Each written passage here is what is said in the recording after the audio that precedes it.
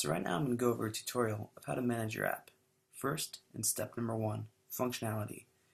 Here's where you can customize your app tabs.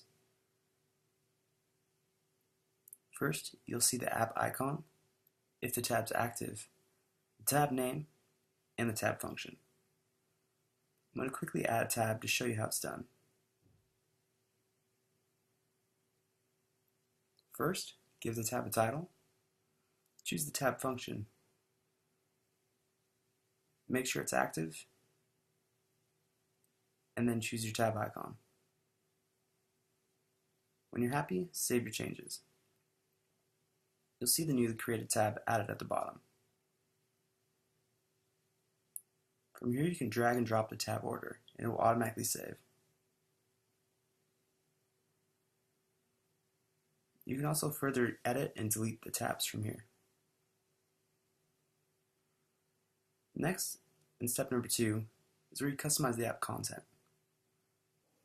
Here you can see where you can quickly enter in the business's information. The YouTube tab is as simple as putting in the channel name and choosing a background image.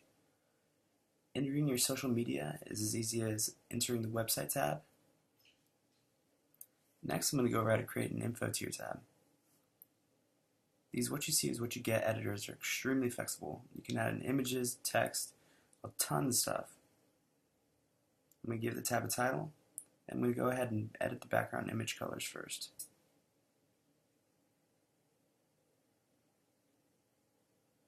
This is just a quick example, but you can get really in depth with these things.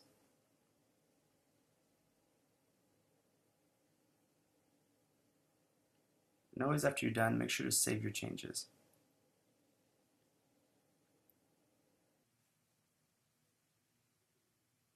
In step number 2, you can also drag and drop your tab orders as well. These changes will automatically save within your live app. Next, I'm going to move on to step number 3, appearance. From here is where you can really customize the app's look and feel. In the layout, you can choose how many rows you want. I'll quickly give you an example of this.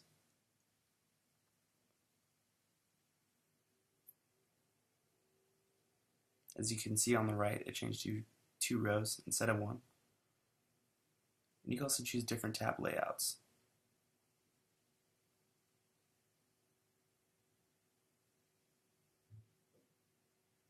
From here, in the button section, you can choose different tab backgrounds or button backgrounds. We have a ton to choose from, and you can also upload your own. Next, editing the icon color is a breeze. As always, save your changes if you like something.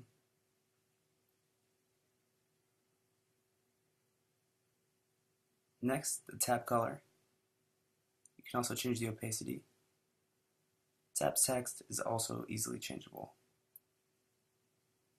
You can also choose from a menu of fonts. Next, onto the header. As you can see, you can upload your own custom one or choose from one of our various styles. You can also edit the color.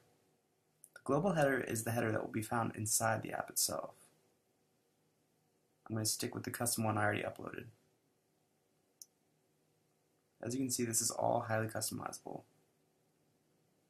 Lastly, the colors. These are the colors that will be found within your app. Any changes you make will be visible on the right-hand side. You can also select from the buttons that you want to be shown, or upload your own.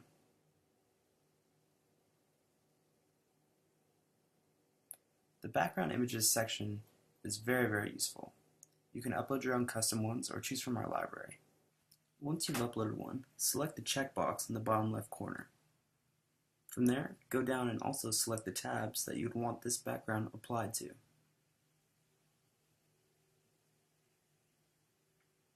After you're done, make sure to save your changes. Next, I'm going to go over how to set the home screen sliding images. After you uploaded them above, you'll be able to select them down here. You can set up 1, 2, 3, 4, and 5. And after you've chosen which images you want to use, You can select them to automatically slide in and out or fade.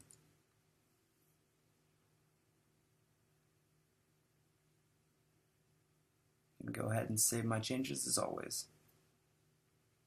Here you can see how you can upload iPad images as well. Next, I'm going to move on to the Messages tab, or the Push Notifications portal. From here, you can choose to send the message now, or send it on a time and specific date.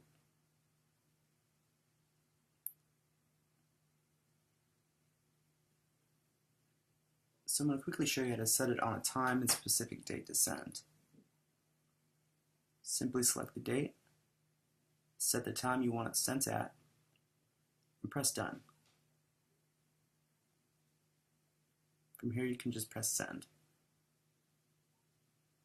Below it will display all the information about the push note that you just sent.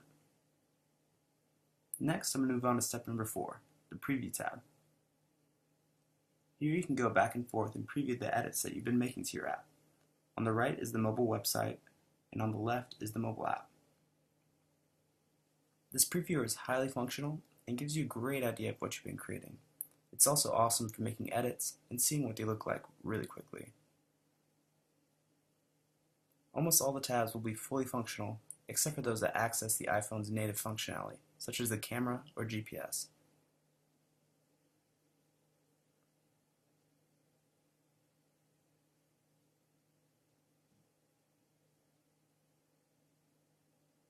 Next, I'll move on to step number 5. This is the Publish tab. All of this information is what will be found on the iTunes Store after you publish. The app name, the app description, the app keywords, all of this stuff, even down to the app icon. Please note that when you change this information, it will not automatically reflect on the live marketplace itself. You have to put in a full update to change it. So if you have any other further questions, please contact us. We'll be happy to help.